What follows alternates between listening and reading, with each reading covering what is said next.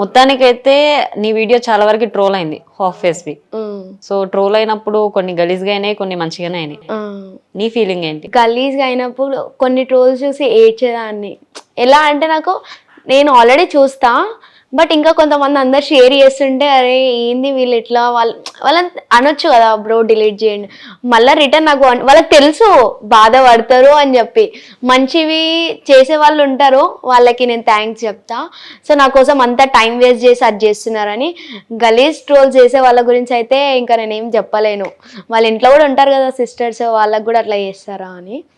ఇంకా లైట్ ఇంకా ఒక్కసారి ఒక ట్రోలింగ్ న్యూస్ ఏడ్చిన అంతే. ఇంకా ఓకే, బయటకు వెళ్తే నేను గుర్తుపడతారా చాలా వరకు?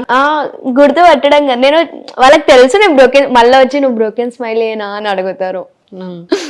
అప్పుడు ఏమనిపిస్తుంది మరి? కోపం వస్తుంది. దేనికి? తెలుసు కదా నేను బ్రోకెన్ స్మైల్ అని. అంటే కన్ఫర్మేషన్ కోసం ఏమో నీలాగా ఇంకొకరు ఉన్నారేమో అని తెలిసి కూడా అడుగుతారు కదా అని.